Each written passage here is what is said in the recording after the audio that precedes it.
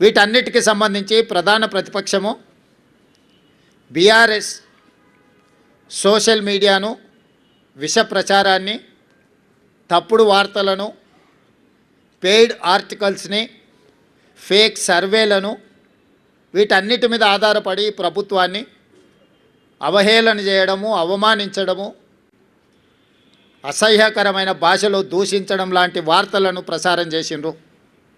వీటన్నిటి నేపథ్యంలో అది హైడ్రా కావచ్చు, ఈగల్ ఫోర్స్ కావచ్చు, ఈ సంస్థలు ప్రజలకు మేలు చేయడానికి మేము తీసుకొచ్చినాం.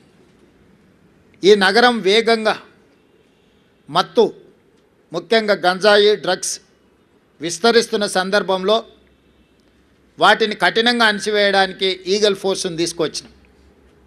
కబ్జాలను, చెరువులను, కుంటలను, నాలాలను అడ్డగోలుగా ఆక్రమించుకొని కబ్జాలకు పాల్పడుతుంటే వాటిని తొలగించడానికి హైడ్రాను తీసుకొచ్చినాం.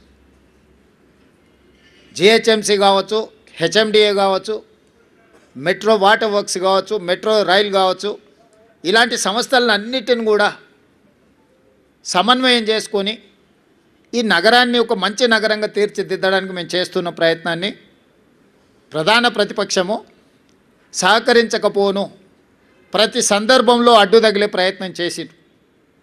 మూసీ ప్రక్షాళనకు సంబంధించి మూసీ ప్రాంతంలో నివసిస్తున్న వాళ్ళు ఎవరు అది అద్భుతంగా ఉంది అని అక్కడ ఉండడం లేదు. ఏ వసతి లేక, ఏ అవకాశాలు లేక మురికితో కూడుకున్న మూసీ పక్కన నివసిస్తున్నారు. వాళ్ళకు ఒక మంచి వసతులు ఏర్పాటు చేసి, వాళ్ళకు ఉపాధి కల్పించి, వాళ్ళ జీవన ప్రమాణాలు పెంచి, వాళ్ళ పిల్లలకు ఒక మంచి చదువులు, వాళ్ళకు ఒక మంచి వైద్యాన్ని, వాళ్ళకు ఉపాధిని కల్పించాలని చెప్పి మా ప్రభుత్వం చేస్తున్న ప్రయత్నాలను ప్రతి నిమిషం, ప్రతి క్షణం అడ్డు తగిలి అన్ని రకాలుగా వీటన్నిటిని అడ్డుకునే ప్రయత్నం చేసిండ్రు.